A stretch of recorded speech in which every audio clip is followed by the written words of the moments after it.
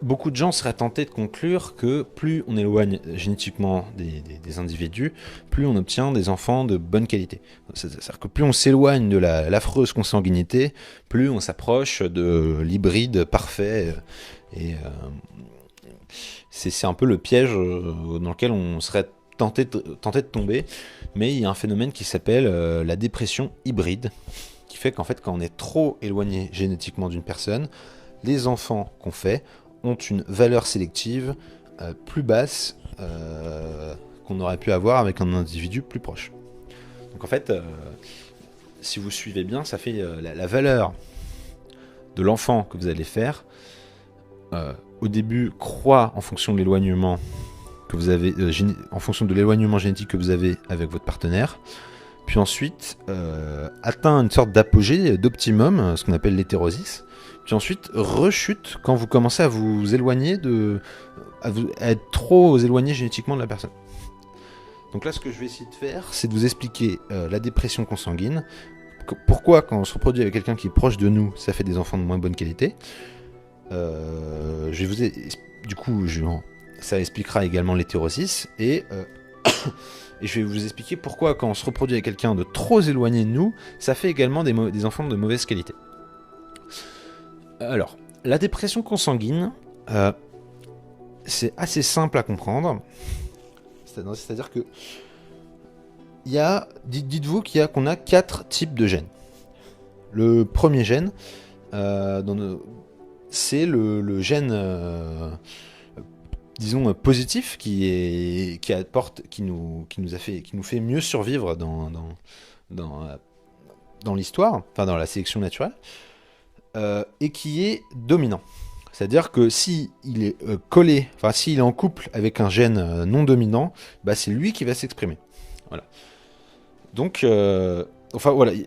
Donc il y a le bon gène dominant. Ensuite, évidemment, il y a le mauvais gène dominant. Donc ça, c'est c'est un mauvais gène. Et si on couple avec n'importe quel gène, il dominera. Donc ce sera la mauvaise expression qui s'exprimera. Ensuite, il y a le bon gène récessif, c'est-à-dire que c'est un bon gène mais pas dominant, donc qui ne s'exprime pas. Et il y a le mauvais gène récessif.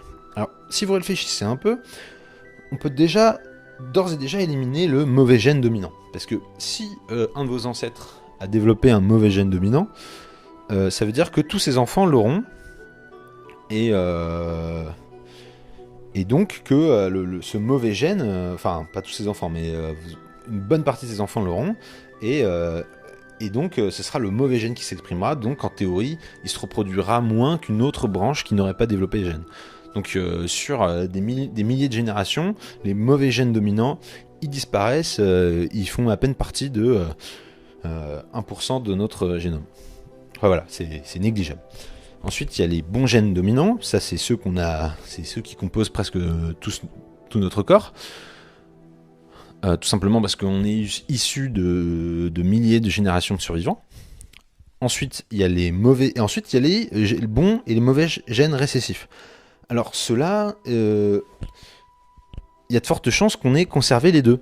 Parce que un gène récessif, c'est un peu comme un espion qui se cache, qui ne va pas influer négativement sur la valeur sélective d'un individu, parce qu'il sera couplé avec un bon gène dominant, qui lui fera le taf et nous fera reproduire l'individu. Donc ces mauvais gènes, ces gènes récessifs, dans une famille, on a plus ou moins tous les mêmes. Enfin, on a des gènes récessifs assez proches. Et ce qui se passe quand deux individus, disons un frère et une sœur, font un enfant, c'est que la frère et la sœur ont beaucoup de gènes négatifs récessifs en commun. Et ce qui fait que lorsqu'ils vont se reproduire, il y aura beaucoup de couples de gènes récessifs en commun qui vont se coupler. C'est-à-dire que si de votre père et de votre mère vous avez le même gène récessif, ce gène récessif il va s'exprimer entièrement. Ce qui fait que vous allez développer des mauvais gènes. Et ça, sur des milliers de gènes, eh ben, vous allez vous taper des tas de mauvais gènes qui vont s'exprimer. Pourquoi? Parce que vous avez deux parents avec les mêmes gènes récessifs négatifs. Voilà. Tandis que si vous étiez avec deux parents assez éloignés génétiquement, il n'y a pas de raison de penser que... il y aura très peu de mauvais gènes récessifs en commun. Et c'est pour ça, en fait, l'éloignement génétique apporte une plus faible chance d'avoir des couples de gènes récessifs mauvais. Donc c'est ça qui rend et c'est ça qui fait que plus on s'éloigne, c'est ça qu'on appelle le brassage génétique. C'est pour ça que c'est positif de se reproduire avec des gens éloignés génétiquement de nous. Donc voilà, là vous avez compris la dépression consanguine, c'est ça. Ensuite, il y a la dépression hybride. Pourquoi, quand on se reproduit avec quelqu'un de très éloigné de nous, on a une mauvaise expression? Bah, là, c'est assez simple également, dans le sens où nos gènes sont issus de milliers d'années d'évolution dans un même environnement. Et il y a beaucoup de nos gènes qui ont coévolué, c'est-à-dire qui travaillent en équipe. C'est-à-dire qu'un gène tout seul... il y aura, enfin, on appelle ça des gènes co-adaptés, c'est-à-dire que un gène isolé ne sera pas très utile, mais deux gènes qui sont co-adaptés, qui fonctionneront ensemble, et bien, ils apporteront plus que la somme des deux apports. Il y aura une sorte de valeur ajoutée au fait qu'ils travaillent ensemble. C'est ce qu'on a un peu comme une forme d'esprit d'équipe. C'est comme si vous... C'est comme une équipe de foot. C'est-à-dire qu'une équipe de foot, c'est pas juste la valeur, la somme des valeurs des joueurs. C'est le fait qu'ils sachent travailler ensemble, qu'ils connaissent les habitudes des uns et des autres, qu'ils savent vous faire des passes, qu'ils savent que si on fait une passe à lui à la fin du match, il va faire de la merde. Qu'on sache que si on fait une passe au centre, il va marquer. Voilà, c'est des choses comme ça.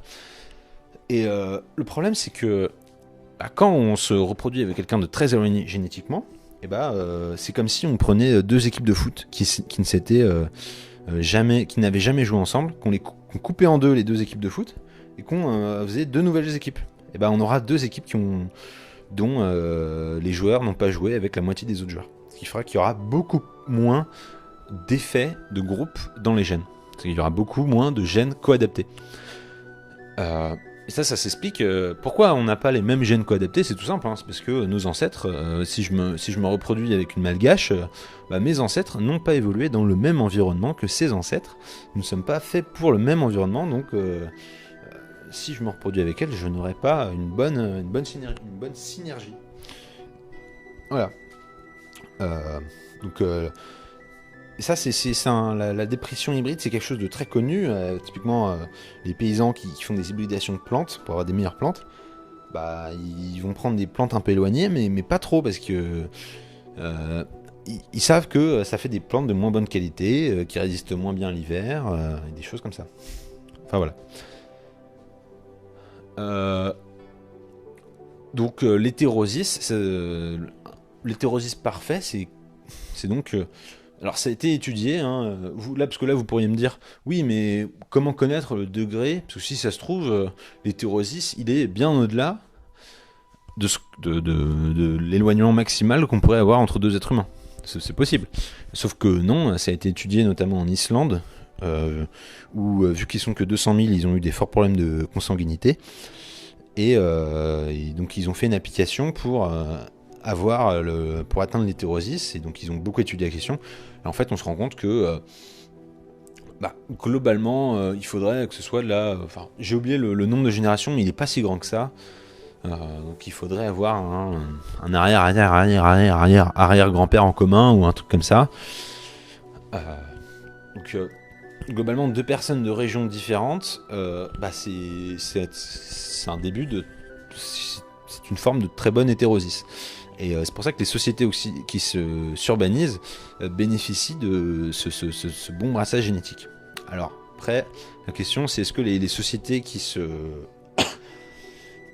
vraiment se métissent entre continents, est-ce que c'est une bonne chose? À vérifier, j'ai pas trouvé d'études de différence de fécondité en fonction des individus. Mais en toute théorie, ces individus devraient être moins fertiles, c'est à vérifier.